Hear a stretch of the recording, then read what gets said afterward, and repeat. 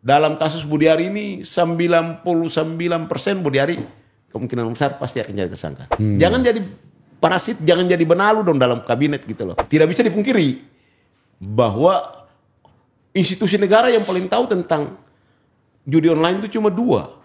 Satu Komdigi, dua kepolisian. Apakah serendah itu kualifikasi orang di Komdigi itu sehingga harus ambil tamatan SMK? Pak Jokowi udah angkat tangan. Lepas tangan untuk membantu. Ada Pak teman Budiari. saya.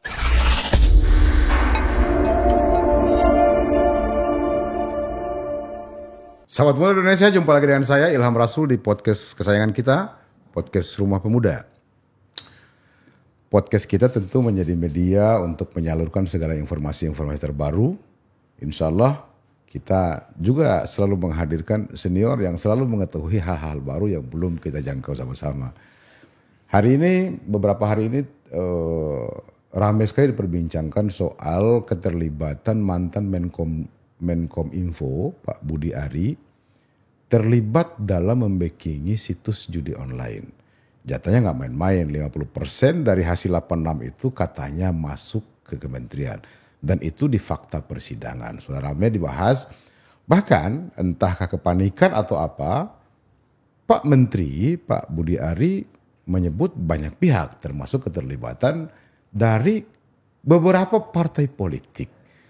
Apa iya demokrasi politik kita ini dibiayai dari hasil judi online? Kita akan mengulitinya. Telah hadir abang kita, Bang Kisman Latumakulita. Sahabat Pemuda. Luar biasa Bang, terima kasih banyak telah berkenan hadir lagi di podcast kita.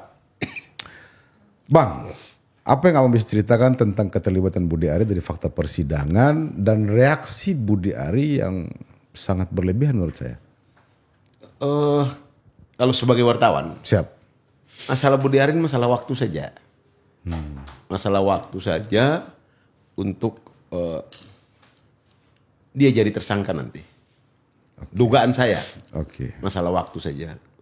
Kalau saja kemarin ketika proses penyidikan itu dia mundur dari menteri, hari ini mungkin tidak terbuka di persidangan.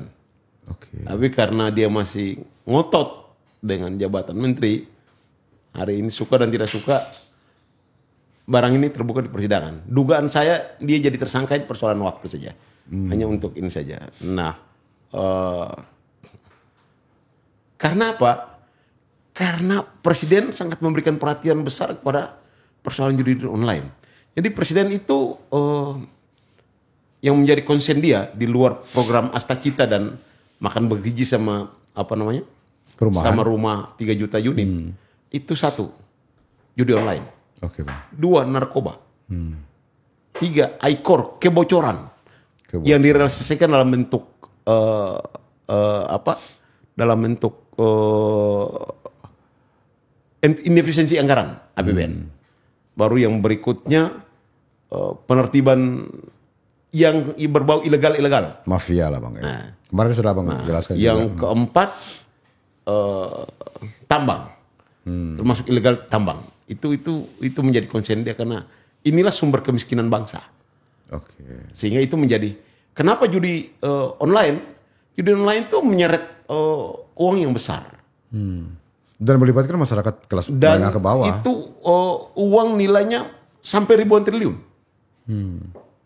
Tragisnya uang ribuan triliun itu tidak dinikmati di katakanlah mereka yang mengkoordinir di Indonesia, tapi malah di luar. Bahkan Amerika, Las Vegas yang banyak menerima manfaat dari judi online ini. Jaringannya sehingga presiden perhatian dan itu dia melibatkan orang kecil yang punya pendapatan sangat kecil, tapi tergoda untuk cepat kaya dengan melalui main judi. Dalam dunia perjudian, ya kalau kita baca buku-buku tentang mafia perjudian itu kalau 100% pemain tidak akan pernah menang. Tidak akan pernah menang, betul. Menjanjikan kemenangan main ya. Model apapun bandar lah yang akan menang. Itu dan Pak Presiden kita sangat paham itu.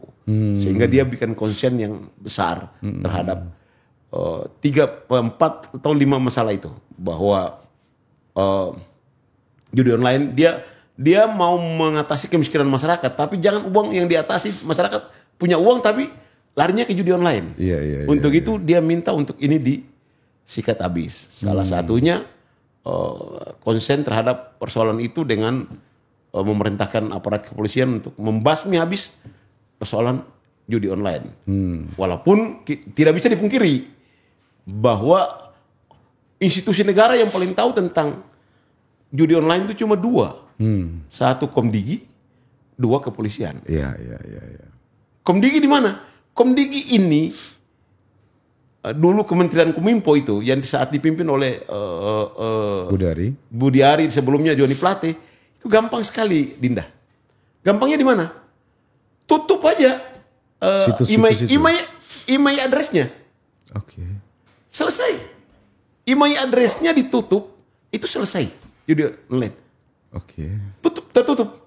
Nah, kerjasamanya dengan apa? Kerjasamanya dengan APJI, Asosiasi Pengusaha Jaringan Internet. Oke. Mereka ini yang mengelola email address ini. Tapi Komdigi punya kewenangan atau Kementerian Kominfo punya kewenangan untuk menutup itu. Kalau itu menutup udah nggak selesai. Cuma sayangnya karena ini pendapatan besar, ya antara tutup dan buka itu ya tutup buka. Oke. Nah itulah yang menjadi pembicaraan dan sulit untuk Budiari bisa lolos dari dakwaan ini. Saya kebetulan ya saya juga sering main golf sama teman-teman dari kejaksaan. Jadi saya tanya sempat, ini susah bang. Jaksa bikin dakwaan itu basisnya adalah keterangan tersangka dan keterangan saksi. Betul. Susah. Dalam kasus Budiari ini 99% Budiari kemungkinan besar pasti akan jadi tersangka. Itu yang membuat ya tapi kita lihatlah nanti bagaimana hasil akhirnya. Tapi kalau dari cerita teman-teman jaksa kepada saya itu susah untuk Budiari lolos dari ini, jerat kali ini.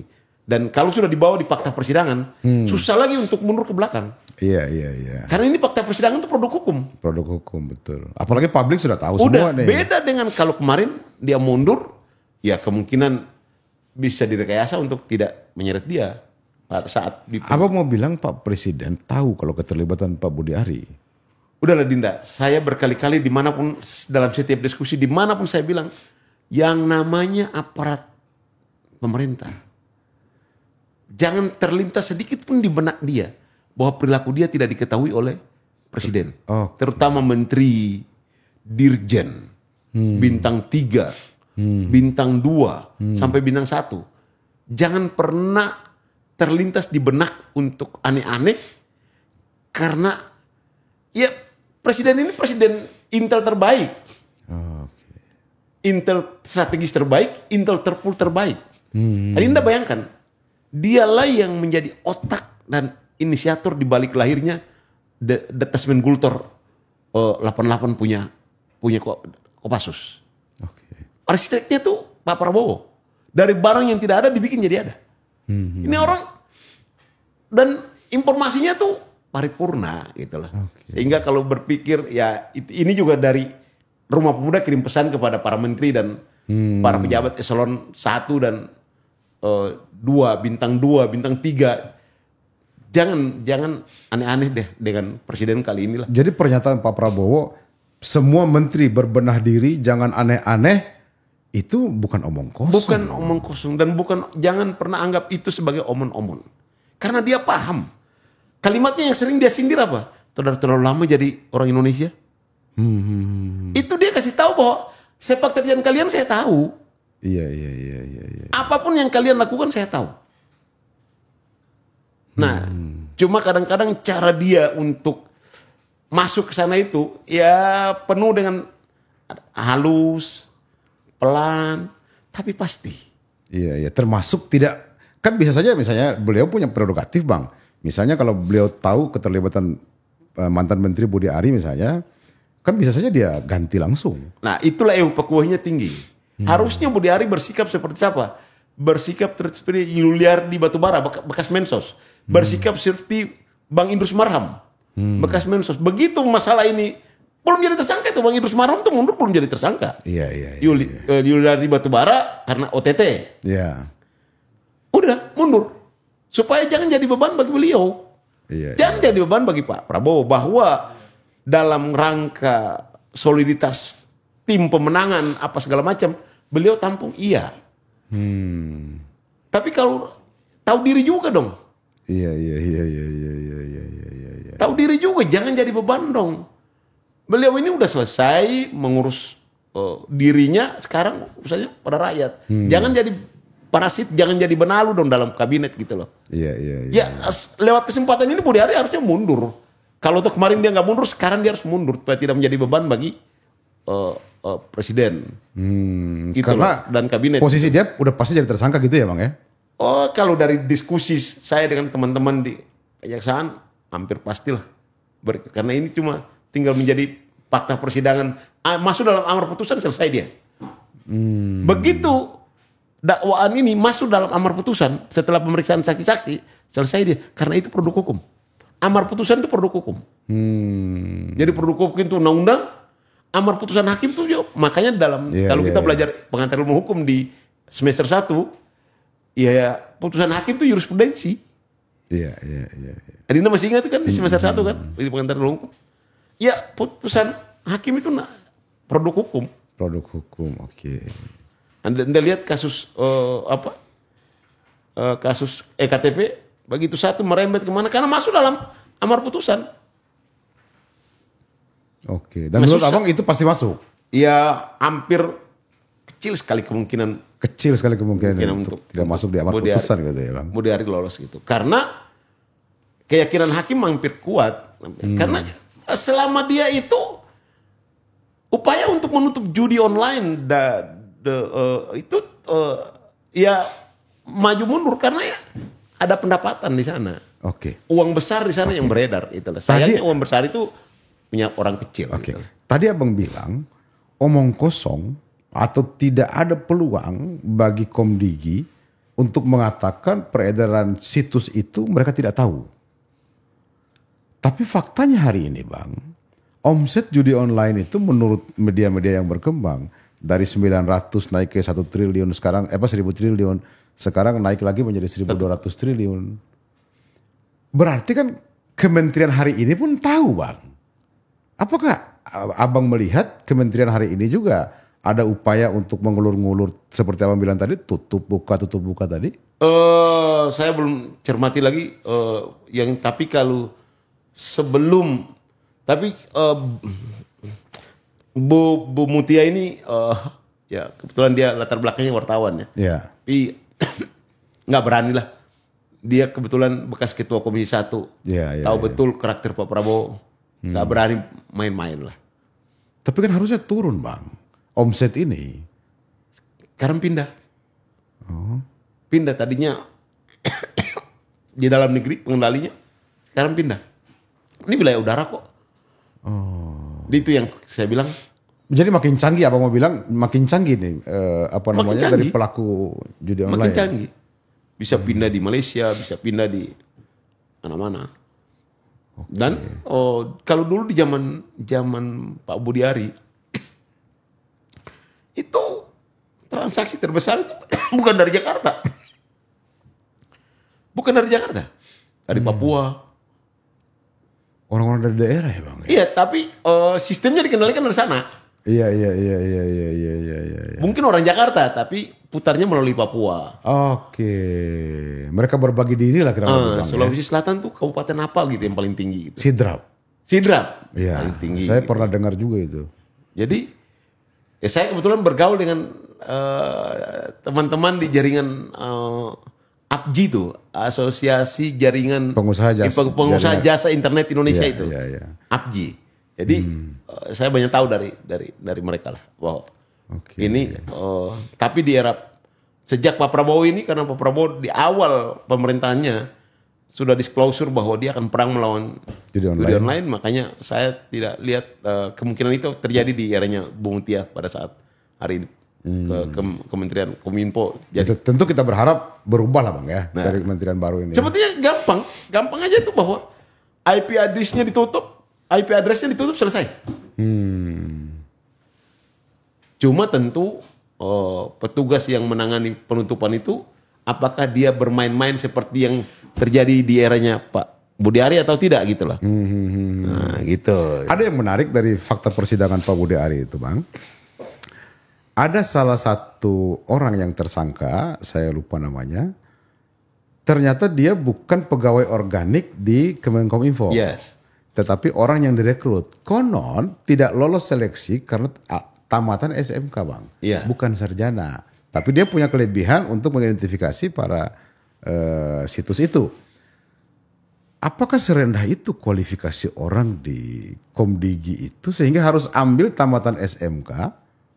Ataukah karena ada agenda tertentu tadi Bang? Agenda khusus Pak Menteri? Dinda, dua-duanya bisa masuk. Dua-duanya bisa masuk ya Bang? Kalau kita lihat, kenapa saya bilang dua-duanya bisa masuk? Pertama, kualifikasi. Dinda masih ingat ada hacker namanya Bjorka? Bjorka, ya ingat. Dia menembus semua cybernya Amerika, institusi pemerintahan. Iya, Mabes Polri ditembus, Mabes TNI ditembus, BIN ditembus, BSSN ditembus, Istana Negara ditembus, Kemenhan ditembus, semua ditembus. Saya berharap Bjorka itu orang Indonesia.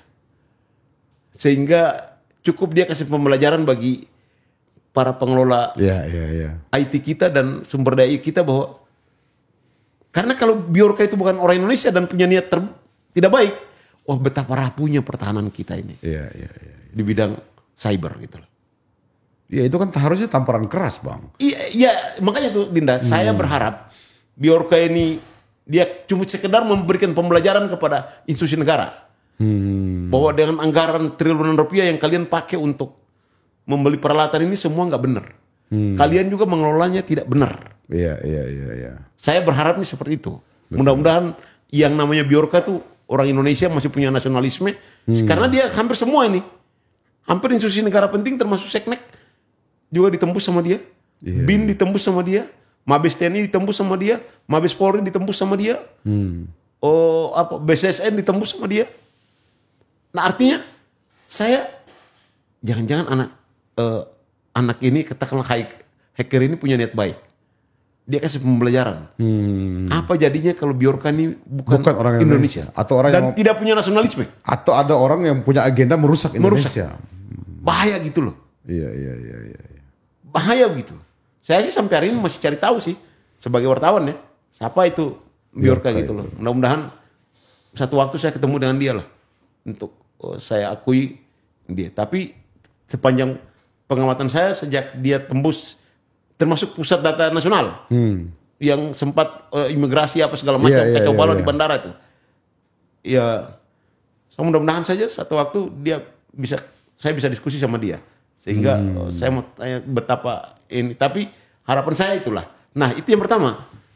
Yang kedua, yang tadi ya bisa jadi dengan sumber daya yang terbatas itu siapapun di-hire dari luar untuk bisa mendapat manfaat daripada kepentingan daripada pengelolaan situs ini gitulah. Ya kan ada kemungkinan permainan ini mau ditutup sehingga harus ambil orang dari luar. Iya. Kan gitu. Sehingga tidak ada pertanggungjawaban. Iya, semua kemungkinan bisa. Tapi begini, kita percayakan aja pada fakta persidangan. Pak Mas Budi Ari mau ngeyel kayak apa?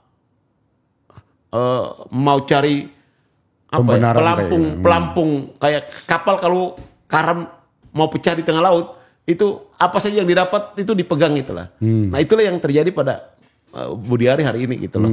Sehingga sebelum sampai ke sana, Budi Ari ini aktivis 98 gitu lah. Dikenal dengan nama Muni. Nah sebaiknya para pemuda di Rumah Pemuda ini yang menyarankan ya mudah-mudahan Pak Budi Ari supaya tidak mempersulit ruang gerak kabinet Pak Prabowo ya mundur aja dulu. sambil konsentrasi di Kasusnya persoalan hukum dulu, Iya. mundur dari menteri dulu, lalu serahkan kepada Pak Prabowo, kembalikan ke Pak Prabowo supaya Budi Ari konsentrasi dulu di Kasusnya persidangan lah, dulu sehingga ya kabinet tidak tersandra oleh seorang Budi Ari. Betul. Ya mudah-mudahan saja ini tidak menjadi beban bagi Pak Prabowo. Kalau Pak Prabowo ya atau ya mungkin Pak Prabowo juga perlu jaga jarak untuk tidak memperlihatkan semacam pembelaan kepada Budi Ari. Iya. Gitu Dinda gitu loh. Itu yang kita harapkan kayak gitu. Tapi kalau Budi Ari mau bertahan terus, feeling saya dia akan kejebur nanti di persidangan gitu loh. Nah, Tadi abang bilang beliau lagi sibuk mencari pelampung. Apakah ketemu dengan KPK yang audensi yang beliau lakukan itu bagian dari upaya mencari pelampung, Bang? Ya nggak bisa dipungkiri gitu loh. Ya KPK cari pelampung, nuduh Pak Budi Gunawan cari pelampung, nuduh PDIP cari pelampung, semua cari pelampung. Saya dapat kabar terakhir malah Pak Jokowi udah angkat tangan. Lepas tangan untuk tangan. membantu. Ada Pak teman Budi Ari. saya yang suka komunikasi, rajin sekali komunikasi dengan Pak Jokowi. Itu kasus Budi Ari ini Pak Jokowi udah lepas tangan. Pak Jokowi tidak mau jadi bagian yang membela Budi Ari. Ya saya yakin Pak Prabowo tidak akan beda jauh dengan Pak Jokowi. Kalau dalam perspektif itu, sehingga saran kita yang terbaik buat Budi Ari tidak usah cari pelampung dan tidak usah cari sana-sana. Fokus saja di kasus ini gitu loh. Oke. Kalau dia tidak terlibat, yakinlah bahwa dia tidak akan ketemu apa-apa di fakta persidangan.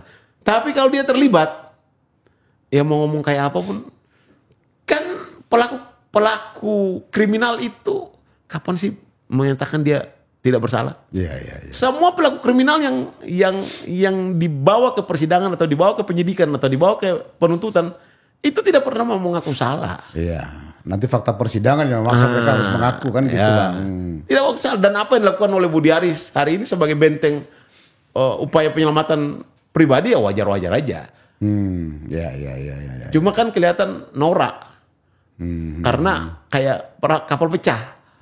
Kapal pecah itu ya apa aja pelampung ambil papan yang terlepas ambil apa saja cergen atau apa yang terlepas ambil supaya bisa bertahan. Iya. Nah ini yang dilakukan Budi Ari saat ini itu termasuk rekaman yang beredar tentang perdebatan dia dengan seorang wartawan. Iya. Yang katanya dia di framing, padahal itu kan fakta persidangan. Budi Ari nggak paham sih yang namanya wartawan itu ya nggak mungkin untuk kasus sebesar ini tuh mengarang bebas.com. Iya.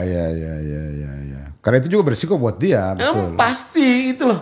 Ya mau setan, mau jin, mau hantu belau ngomong pun di persidangan itu akan dikutip oleh wartawan.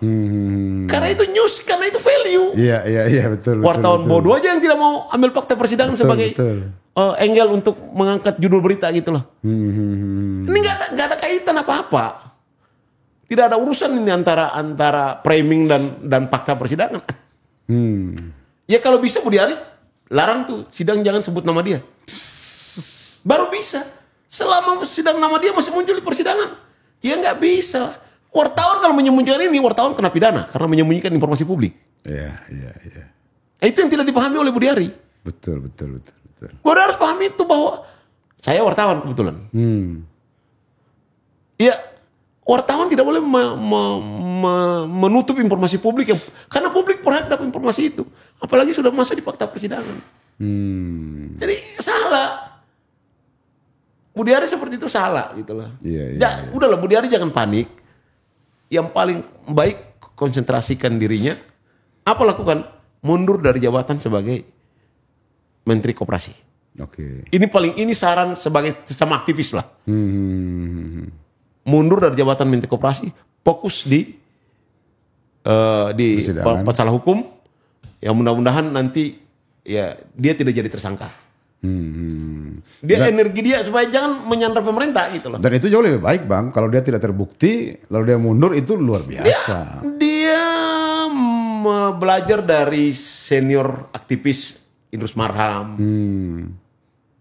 yang jauh-jauh itu mundur dari jabatan lalu fokus di persoalan hukum, sadar Ya mungkin karena sikap baiknya tuh Idrus Marham cuma 1 tahun. Iya, kooperatif betul. Kooperatif gitu loh. Betul. Nah Budi Ari juga itu aja gitu loh, supaya mungkin kalau tahu nanti jadi tersangka, mudah-mudahan tidak. Iya. Tapi kalau jadi ya mungkin juga nggak lama gitu loh, karena dinilai tidak ngotot-ngototan, ini segala macam.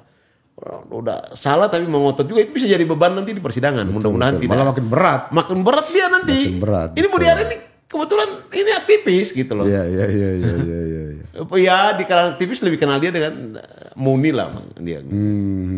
Itulah. Lalu penyebutan soal orang-orang tadi Bang, yang kriminalisasi maupun orang-orang yang terlibat, termasuk ketua-ketua partai itu, menurut Abang gimana? Begini, apa ada kemungkinan itu Bang? Begini Dinda, partai almarhum Bang Rijal Ramli itu pernah mengusulkan kepada Pak Prabowo, kalau Pak Prabowo jadi presiden, sebaiknya partai politik itu dibayar oleh negara. Oke.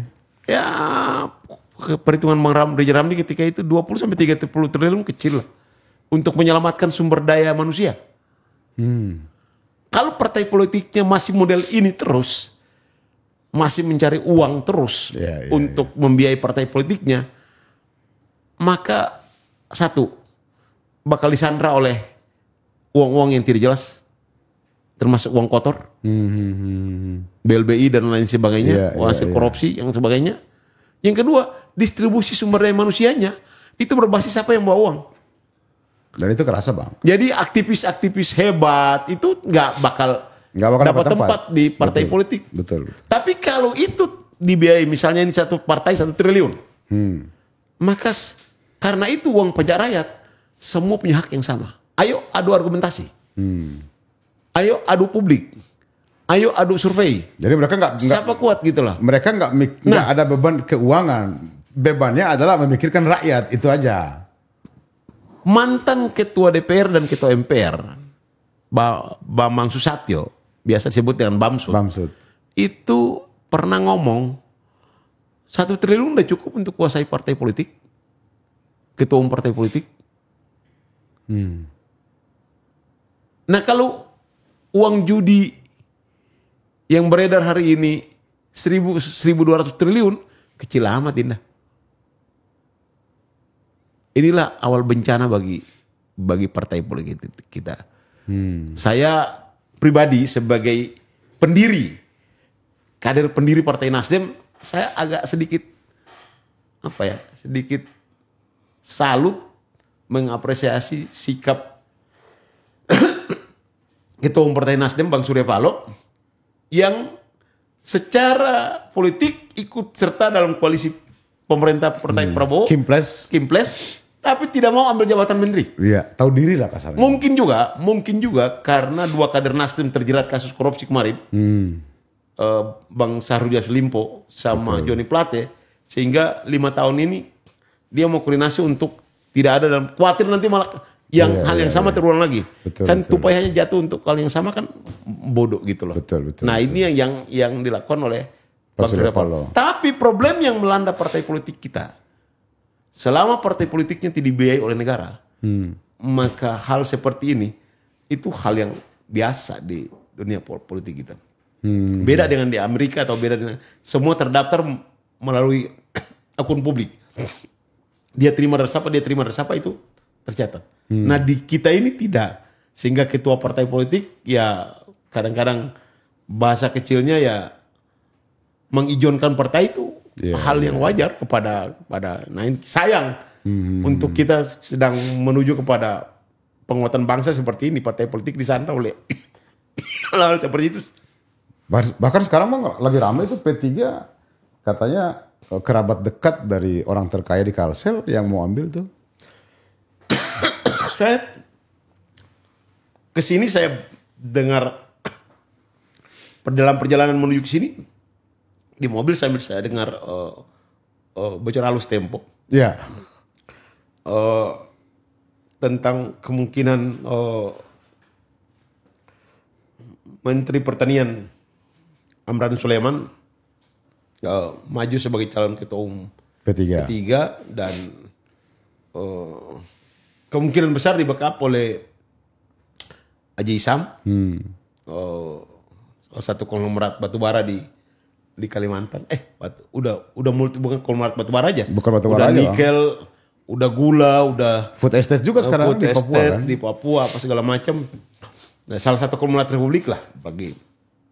Nah, ya itu sah-sah aja. Kalau anggaran dasar anggaran rumah tangga P3 membuka ruang untuk datangnya calon kader baru yang belum jadi anggota, sah-sah saja gitu loh. Selama ya lihat Hisam hari ini dalam pertemuan presiden dengan Perdana Menteri Jepang diperkenalkan dengan ikut rombongan terhormat itu bagi artinya Hisam tercatat sebagai pengusaha yang tidak punya masalah. Sehingga kalau tahu itu dia membackup, saya nggak tahu ada hubungan saudara antara, tapi saya tahu cuma sesama orang Bugis. Bugis connection gitu loh. Bugis connection. Tapi bahwa ada hubungan saudara ya bisa iya bisa tidak. Tapi bahwa itu normal saja bahwa apa yang ini cuma yang kalau masih dibiayai seperti itu ya normal. Tapi kalau yang tidak ya dari hasil judi online seperti yang kemungkinan yang dibilang oleh Budi Ari, saya hampir pasti iya. Karena perilaku partai politik yang kita saksikan selama ini ya ketua partai politiknya selalu mengizinkan partai untuk peluang masuknya uang-uang yang bersih maupun yang haram. Yang haram tuh ya dari hasil korupsi gitu loh. Ya yang penting judulnya uang aja. Uang aja gitu loh. Untuk kepentingan dari mana? Kadang-kadang ketua partai politiknya pun melakukan perilaku yang buruk juga kadang-kadang jadi. Siapa ketua partai politik yang masuk penjara? Surya Dharma Ali. Banyak bang. Romi Ormuji. Jadi hal seperti itu. Bahkan mantan presiden PKS. Mantan presiden PKS. Kalau Sapi itu. Lutfi. Saya pernah besok di Sukamiskin segala macam. Setnov. Ya Setnov. Itu hal-hal seperti itu. Itu karena partai politik Rumah Pemuda mengusulkan supaya ke depan itu para pemuda yang punya potensi itu bisa tersebar di hampir semua partai politik karena dia merasa berhak masuk. Ayo kita bertarung gagasan. Ini yang ada hari ini. Anda tahu nggak di warna partai di DPR hari ini? DPR hari ini tuh kalau tidak salah hampir 60% itu anak pejabat,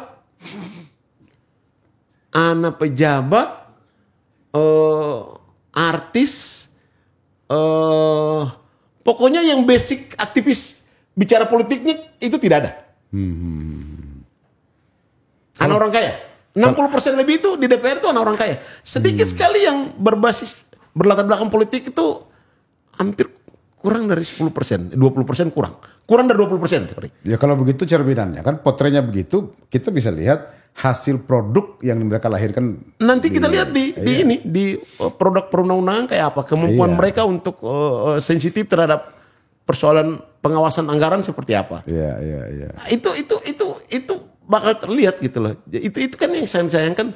Padahal di sanalah produk perpenting bangsa ini dilahirkan. Nah, cuma karena sistem perpolitikan kita nih, partai politiknya itu ketua partai cari duit sendiri. Ada sekarang sih satu suara berapa itu yang punya suara di DPR itu kalau nggak salah 20.000 apa 30.000 apa, udah naik jadi 50.000 tapi kecil. Nah almarhum Rizal Ramli itu nggak ada ruginya lah untuk jadi kan kita kan mengenal teori garbage in garbage out, masuk sampah keluar sampah. Kalau asal sumbernya ini haram, produknya sampah, ya semua produk yang dilahirkan nanti oleh partai politik juga ya jadi sampah juga gitu lah. Untuk itu Rizal Ramli almarhum mengusulkan, Bang Rizal Ramli kebetulan ya dia aktivis, mengusulkan supaya 20-30 triliun itu kecil lah. Untuk negara dengan anggaran sebesar ini 3.000 triliun lebih itu kecil lah. Kecil, tapi kita udah satu persoalan udah kita lokalisir. Yang kedua distribusi anak bangsa besok. Orang pintar kayak Adinda Ilham Rasul ini dan adik-adik lain Riano apa segala macam itu masuk ke partai politik itu jadi mudah gampang. Nah, itu di situ. Jadi ya mungkin itu juga perlu dipikirkan oleh Pak Prabowo sehingga atau awal ini belum masih. Tapi di tahun kedua, tahun ketiga sudah harus dipikirkan sehingga pemilu besok itu biaya kampanye partai politik itu dibiayai dari negara. Berarti memang penyebutan yang dilakukan oleh sama Pak Budi Ari ini menjadi bisa pintu masuk Bang ya untuk banyak bisa hal. pintu masuk untuk ke sana gitu loh. Ya mudah-mudahan ini bukan kepanikan, tapi bahwa karena paniknya Budi Ari sehingga cari pelampung penyelamatan sana sini gitu loh. Termasuk Pak Budi Gunawan disebut. Ada juga disebut saran dari Menteri Kelautan Trenggono. Oh iya. Nah, itu juga disebut juga terus PDIP.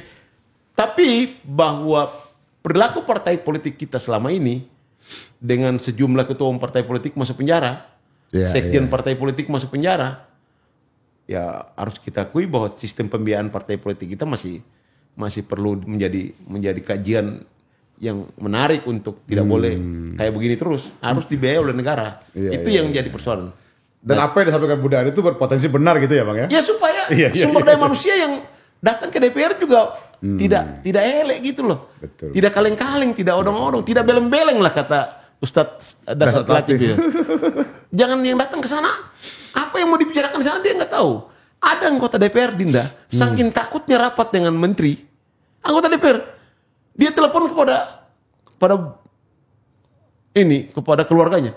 Nanti saya bicara bagaimana ya? Nanti kalau ini bicara bagaimana? Saya bicara bagaimana? Ini karena bekal nggak punya. Iya. Hanya modal istri bupati, modal istri gubernur, modal suami gubernur, modal suami bupati, modal anak gubernur, modal anak bupati, lalu masuk ke sana ke DPR. Jadi barang coba-coba. Beleng-beleng kata Ustadz Latif. Kata di ini odong-odong.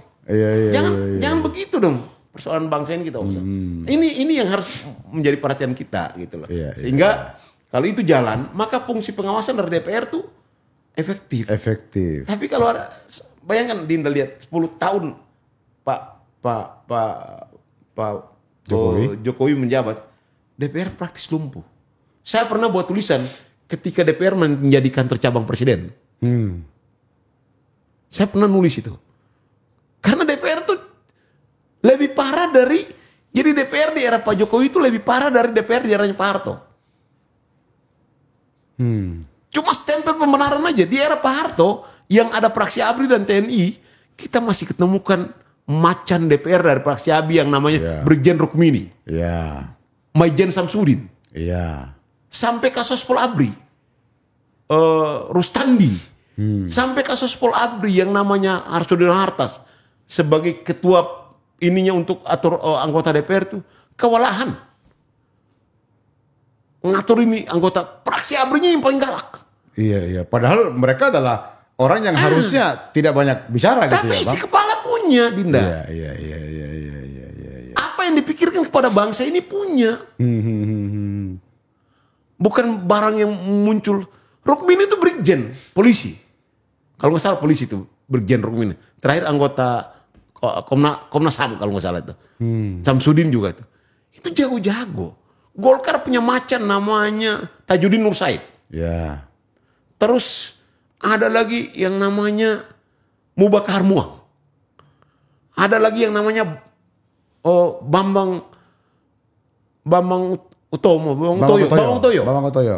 Toyo. Itu Golkar punya itu. Macan.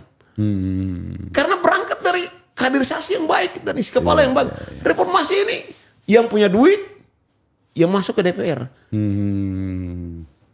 Pak Bang Rahmat Tular cerita sama saya. Dia itu kan teknik sipil. Tapi negara hadir. Negara datang. Intelijen datang. Inilah hebatnya fungsi intelijen di era Pak Harto, Dinda. Datang ke kampus. Cari anak-anak pintar.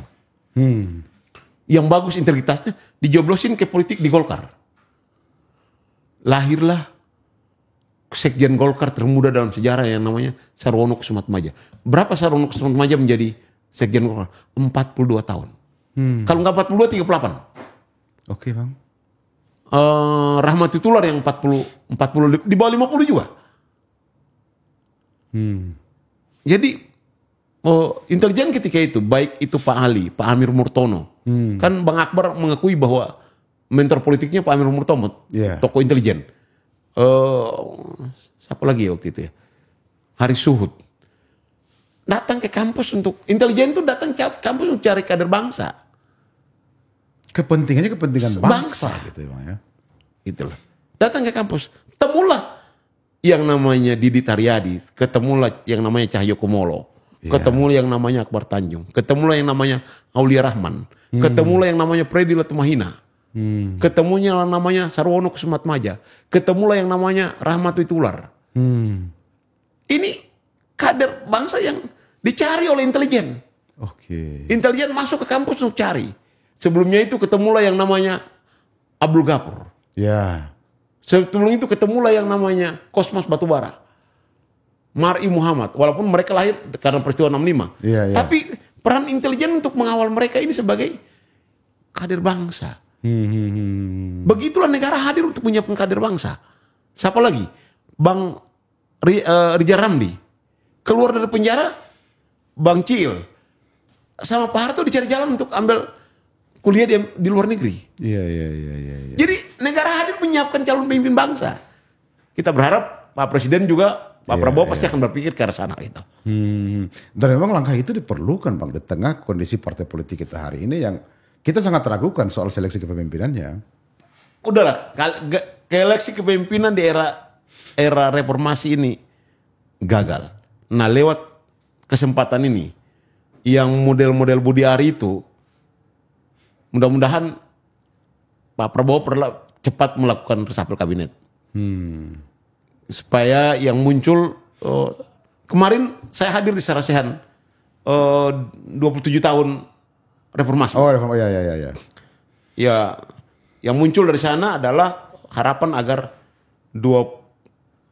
pertengahan Juni ini reshuffle segera dilakukan karena kita perlu lari dengan speed cepat yang menjadi parasit yang tidak bisa mengimbangi kecepatan speednya Pak Prabowo itu segera diganti dengan kabinet yang betul-betul zakin kabinet. Kabinet kerja yang kuat sehingga kita menghadapi persoalan global yang tidak baik-baik saja, baik ekonomi maupun politik. Itu juga perlu mereka mengimbangi speed Pak Prabowo yang rata-rata di atas rata-rata gitulah. Sehingga ini kabinet kali ini boleh bilang lemah lah. Ya hampir tim ekonomi kita semua lemah. Hampir semua. Semua di tim ekonomi lemah. Itu harus kita nggak bisa inilah. Menteri Keuangan ya bermasalah. Ya Menko Perekonomian ya bermasalah. Ya Menteri Pertambangan ya bermasalah. Hampir ya SDM lah. Banyak bermasalah lah. Sehingga barangkali Presiden perlu melakukan langkah yang agak sedikit kasih tempat untuk anak-anak muda yang hari ini mungkin banyak masih jadi wakil menteri. Oke. Yang aktivis-aktivis ini kan hampir semua aktivis kan hari ini jadi wakil menteri. Jadi wakil menteri. Sementara mereka sebetulnya punya kemampuan gitu lah. Untukin. Nah, ada overload juga dari menteri-menteri yang lama yang udah mengabdi di Pak Jokowi 5-10 tahun ini. Barangkali overload. Dan tidak bisa menyesuaikan gaya Pak Jokowi yang mereka bisa ngomong apa saja dengan Pak Prabowo yang lari 3-4 speed di depan, itu tidak bisa diimbangi oleh orang-orang yang kemarin menjadi anggota kabinetnya Pak Prabowo, termasuk Menteri BUMN Erick Thohir nggak bisa ngimbangi. Orang ini ya boleh dibilang kelompok menteri manja lah.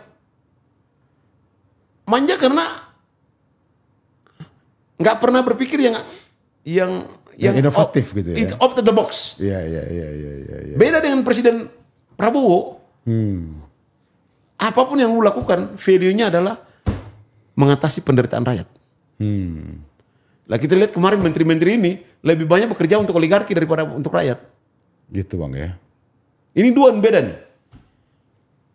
Kalau kabinet sebelumnya lebih banyak mengakomodasi kepentingan oligarki dalam bentuk PSN, dalam bentuk undang-undang Omnibus Law, dalam bentuk bla bla bla bla bla. Tapi Presiden Prabowo tidak. Presiden Prabowo berkali-kali, terutama ketika di depan Rapim TNI dan Polri, dia ingatkan semua yang dipakai oleh Anda dari kepala sampai kaki semua dari rakyat. semua adalah milik rakyat dan harus kembali kepada rakyat yang merasakan kepuasan itu. Bintang yang Anda sandang. Bintang yang Anda sandang ini kan bintang 4 ya level menteri. Ya. Bintang 3 dan bintang 2 level dirjen. Ya. Bintang 1 level direktur. Kalau di kementerian dan lain, itu adalah milik rakyat. Hal ini juga harus dipahami oleh institusi negara lain yang ada di luar TNI dan Polri. TNI dan Polri ketika itu Pak Prabowo cuma ngomong sebagai simbol aja. Tapi ini berlaku untuk semua aparatur negara. Agar dia tidur mikir rakyat, dia makan mikir rakyat, bangun tidur mikir rakyat. Yang tidak boleh tidur yang sambil mikir rakyat cuma pada saat sholat dan di gereja. Keluar dari sholat mikir rakyat, puasa sedang puasa aja mikir rakyat bila perlu gitu loh. Artinya setelah Tuhan rakyatlah yang Rakyat. pertama. Karena itulah perintah dari apa ya? Surat Al-Maun. Oke. Ara'aital ladzi yukadzibu bid-din. Fadzalikal ladzi yad'ul yatim. Wa yahuddu 'ala ta'amil miskin. Fawailul lil musallin, neraka bagi orang-orang yang mengabaikan anak yatim. Alladzina hum. Jadi itu perintah dari surat Al-Maun. Yura'una wa yamna'una al-ma'un. Atau banyak sekali perintah agama untuk kita peduli dengan kemiskinan orang. Iya. Nah, yang kabinet kemarin ini iya, nyiksa rakyat ya. Nyiksa rakyat ya. Mendahulukan oligarki, nyiksa rakyat ya. Iya. Ini beda ini. Nah, ini banyak anggota kabinet tidak bisa mengimbangi, termasuk Budi Ari tidak bisa mengimbangi. Termasuk yang tidak bisa mengimbangi itu ya Pak Budi Ari, Pak Bu Menteri Keuangan, Menteri BUMN, Menteri SDM. Siapa lagi yang Bahlil. termasuk Bahlil. Siapa lagi yang lama-lama tuh? Erlangga Bang? Erlangga tidak bisa, gitulah. Gak bisa. Padahal Erlangga itu saya berkawan baik dengan Pak Hartarto. Bapaknya. Baik juga. dari masih dirjen maupun jadi Menteri Perindustrian 2 kali gitu lah. Saya kebetulan saya wartawan perindustrian, meliputi perindustrian. Oke. Jadi jauh sekali gitu loh dari bapaknya. cara berpikir Erlangga gitu. Kan kalau lihat Pak Erlangga itu kan lihatnya di ini aja, lihat di keputusan dia buat PSN aja. PSN, betul. Bagaimana keputusan dibuat tentang terkait dengan dengan undang-undang Omnibus Law. Menyiksa buruh dan rakyat. Menghilangkan hak adat. Menghilangkan kearifan lokal atas nama investasi. Ya kena ketemu kita orang Maluku, orang Sulawesi ya ribut lah. Di Maluku misalnya tidak ada yang namanya tanah negara. Iya. Tidak ada namanya hutan negara. Di seluruh Maluku tidak ada 1 inci pun hutan negara. Yang ada cuma 3 jenis hutan. Tanah dati, tanah adat, dan tanah wilayah. Anda datang bawa PSN di sana, pada angkat pedang semua tuh. Iya. Bisa rusuh baru lagi tuh. Iya. Itu yang terjadi di Rempang Bang, Rempang ya? Itu yang terjadi di Rempang, itu yang terjadi di apa ini? Sekarang wilayah di PIK ini. Tapi kemarin keputusan MA yang terakhir, PIK jadi 0. Karena produk hukum yang mendasari itu, keputusan Menko, itu sudah dibatalkan sama Mahkamah Agung. Sehingga semua urutannya ke bawah pun jadi 0. Jadi sudah tidak ada lagi. Termasuk SHM yang terbit itu atas nama perorangan semua itu dah. Oh. Semua yang berbau PSN PIK 2 itu sudah jadi 0. Karena payung hukumnya di atas SK Menteri Menko Perekonomian itu udah dibatalkan sama Mahkamah Agung oleh tim. Saya apresiasi, betul-betul saya apresiasi keberanian tim majelis hukum. Kalau tidak salah ketua majelisnya tuh Irfan Pahrudin, Pak Irfan Pahrudin, Hakim Agung Irfan Pahrudin itu dengan 2 karena mengalahkan aguan. Iya. Di pengadilan bukan pekerjaan mudah. Iya. Bukan pekerjaan. Tidak semua hakim punya keberanian itulah kira-kira. Iya. Tapi karena Hakim Irfan Pahrudin kalau tidak salah bapaknya itu tokoh Masumi. Tokoh Masumi yang Dewan Dakwah. Yang pernah jadi anggota MPR juga dan pernah jadi ketua MUI Sumatera Tengah. Di luar biasa tuh. Saya sangat tidak nyangka ketika gugatan itu diajukan oleh pemuda ICMI, yang gugat pemuda ICMI. Oke. Itu saya tidak menyangka bahwa Ada hakim di tengah rusaknya setanan hukum kita. Iya. Kan lihatannya tuh ketua PN Jakarta Selatan gitu loh.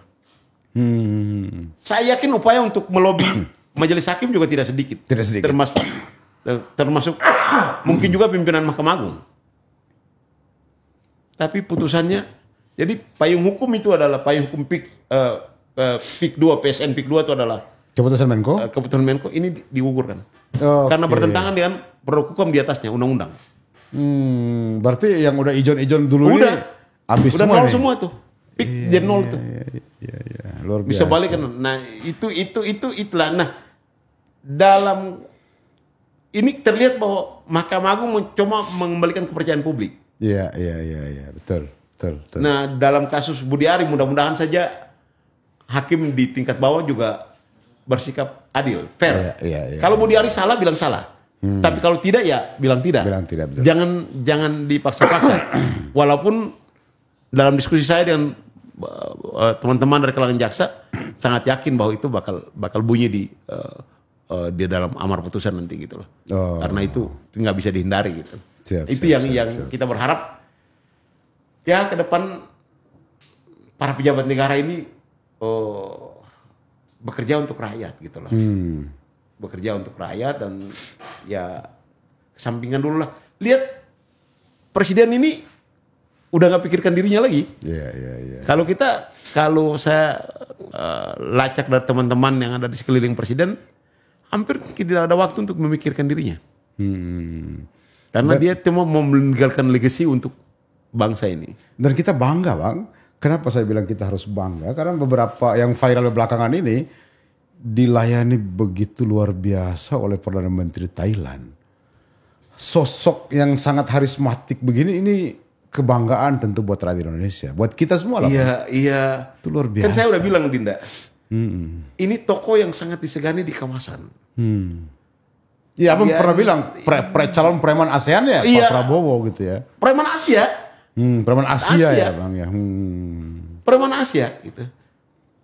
Kalau pinjam omongannya, diskusinya Rocky Gerung dengan Pak Prabowo itu, beliau bukan saja menyiapkan diri jadi tokoh sosialis Indonesia, tapi Asia. Gitu. Saya tidak setuju. Saya tidak melihat Pak Prabowo itu tokoh sosialis. Saya melihat Pak Prabowo itu tokoh rakyat. Tokoh rakyat. Pendukung kemajuan bisnis untuk menciptakan pertumbuhan ekonomi, tapi peduli dengan kepentingan rakyat. Ini tokoh rakyat dan tokoh pendukung bisnis. Yang kebetulan dua-duanya harus jalan. Yang kebetulan mirip-mirip dengan Sosialis. Saya sebagai Iya. aktivis ya lebih banyak aktivis Islam, ya saya lebih bilang ini pendukung tokoh rakyat dan tokoh pendukung pertumbuhan ekonomi. Pertumbuhan ekonomi untuk mengurus rakyat, pertumbuhan ekonomi harus jalan. Korupsi dicegah, pertumbuhan ekonomi jalan, rakyat jadi makmur. Termasuk kemarin yang Abang bilang itu mau menghilangkan para mafia, terbukti itu Bang Dirjen Pajak sudah sesuai betul dengan yang Abang sebut di podcast kita sebelumnya. Dirjen Pajak, Dirjen Bea Cukai. Ini sumber Dirjen Bea Cukai ya. Ini sumber penerimaan dan pajak juga ganti. Ini dua sumber penerimaan negara. Bea Cukai dan pajak ini gitu loh. Yang selama ini banyak dimainkan oleh. Waduh, parah sekali. Di Bea Cukai itu parah sekali. Parah sekali, Bea Cukai itu udah tingkat yang parah. Alhamdulillah lah. Pak Presiden ambil orang yang berlatar belakang intelijen. Intelijen betul. Sestama beliau kan, sestama di BIN. Sestama BIN. Baret Merah. Tim Mawar juga, bekas tim Mawar. Hebat lah. Dan itu ada yang menarik Bang dari pernyataan beliau di pertanyaan yang di konferensi pers itu, bahwa beliau dipanggil oleh Kepala BIN menyampaikan pesan Presiden Republik Indonesia. Padahal Dirjen Bea Cukai itu kan bawahan Menteri Keuangan Bang. Iya. Tapi malah menjadi atensi Presiden. Oh sangat. Gitu, Dinda. Kira-kira begitu. Ini lumbuk. Saya pernah. Jadi gini. Ketika satu waktu saya di podcast yang lain, masalah undang-undang TNI, saya bilang masih kurang.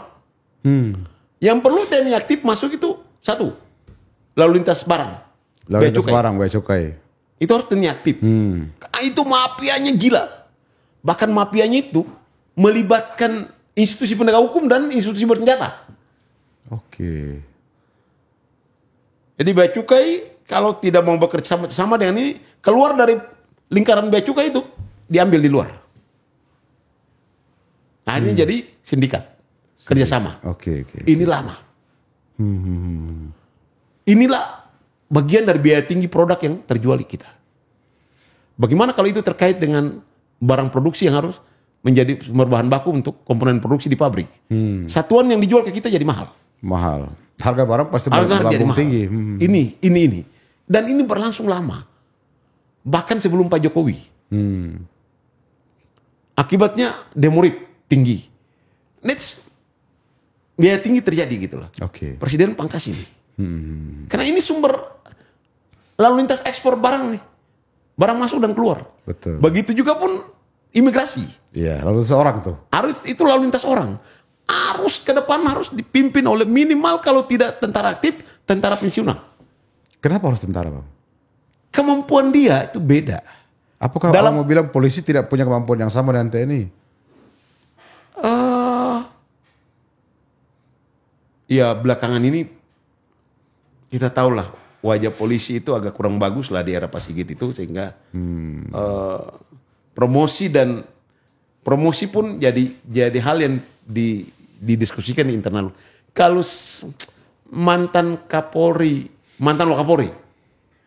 teman saya mantan Wakapolri itu di lapangan golf bilang begini, adik-adik saya ini kok harusnya bukan institusi dulu yang diutamakan, ini malah pimpinan Polri hari ini tuh dirinya dulu yang diutamakan, walaupun institusi jadi korban. Gitu Bang ya. Nah, itu yang. Tapi kalau presiden mau dari polisi juga nggak apa-apa. Tapi sayangnya hari ini kepercayaan publik kepada polisi itu rendah. Oke. Sehingga barangkali lebih pas itu dari tentara. Oke. Apakah dia dari angkatan laut? Apakah dia dari angkatan udara? Apakah dia dari angkatan darat?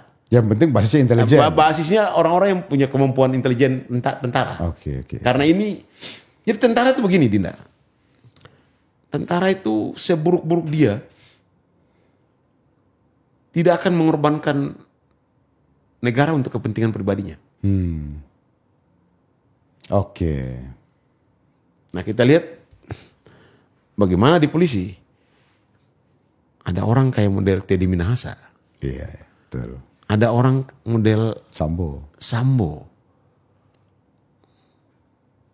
Wah sedih lah. Kayak itu kan sedih banget gitu lah. Lalu dipromosikan lagi. Sambo itu polisinya polisi. Iya. Yang menindak disiplin Propam. polisi itu. Kadif Propam waktu itu betul. Itu polisinya polisi. Naik pangkatnya pun 2 kali dalam setahun. Dari kolonel ke Brigjen ke Irjen itu kurang dari 1 tahun. Oh. Polisi luar biasa. Itulah. Jadi pertanyaan kita memang nggak ada polisi bagus lagi sehingga harus Sambo sama Teddy Minahasa gitu loh. Nah, ini membuat ya kita tetap berharap polisi baik tapi warna polisi hari ini susah untuk kita jual di hal-hal yang punya kepentingan negara seperti itu susah. Agak berat. Makanya saran saya itu. Yang kedua lalu lintas laut. Oke. Itu harus dipegang oleh minimal militer aktif dari Angkatan Laut. Lalu itu Direktorat Jenderal Perhubungan Laut. Lalu Direktorat Jenderal Perhubungan Udara. Itu harus dipegang oleh tentara aktif dari Angkatan Udara. Kalau tidak tentara aktif maka pensiunan dari dipensiunkan dini kayak Pak Jaka. Pak Jaka betul. Baru karena kan kalau dia eselon 1 kan bisa 60 tahun. Jadi Pak Jaka sekarang itu kalau nggak salah masih 54 kalau tidak salah. Karena belum pensiun Bang kan. Tapi di pensiun dini hingga dia bisa menjabat 5 sampai berapa tahun ke depan. Iya. Ini perlu gitu. Begitu juga dengan frekuensi udara. Ya judi online itu. Iya. Orang masuk dan keluar apa segala macam. Itu perlu dijaga oleh militer aktif. Minimal dirjennya eselon 1 itu ada beberapa dari militer aktif lah. Cuma kan undang-undangnya tidak menampung situ. Maka perlu pensiun dini.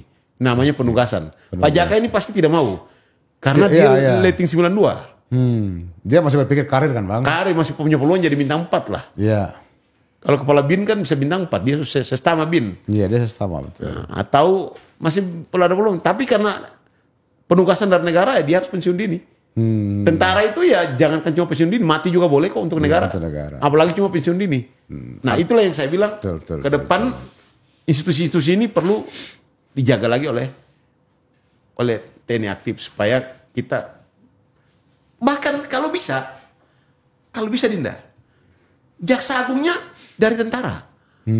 Kita pernah punya pengalaman bagus. Jaksa agung dari tentara, Pak Ismail Saleh. Pak Ali Said. Andi Galib juga Bang. Andi Galib, reformasi pertama. Betul. Soekarno Marmo Sujono. Supaya jangan lagi, kan kemarin kan Pak Jaksa Agung ST Burhanuddin bilang ditekan oleh Jenderal Bintang 3. Iya. Nah kalau jenderal yang pimpin. Nah kalau yang jadi Jaksa Agung itu jenderal, mana berani jenderal tekan. Betul. Sama-sama jago kok. Betul. Nah ini penting untuk kita pikirkan ke depan itu. Kalau toh presiden perlu ini ya Rumah Pemuda mengusulkan agar Jaksa Agungnya pengganti ST Burhanuddin ini dipertimbangkan untuk dari tentara. Bisa dari Hakim Agung yang berlatar belakang militer. Iya.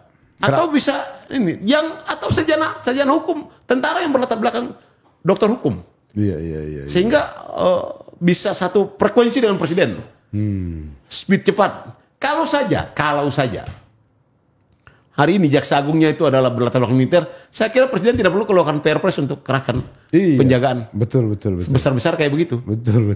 Jadi ini diperkecil ke depan supaya kalau Jaksa Agungnya ini berlatar belakang militer, maka tidak perlu, kalau tahu diperbantukan tidak perlu sebanyak itu. Nah, itu juga perlu dipertimbangkan agar ke depan Pak Presiden Pak Prabowo, adik-adik dari Rumah Pemuda mengusulkan perlu dipertimbangkan agar Jaksa Agung pengganti Pak ST Burhanuddin nanti itu dari kalangan militer lah. Karena sejarah pernah mencatat kalau tidak salah 4 Jaksa Agung dari militer itu bagus. Bagus ya. 1 Pak Ali Said sampai terakhir jadi Ketua Mahkamah Agung.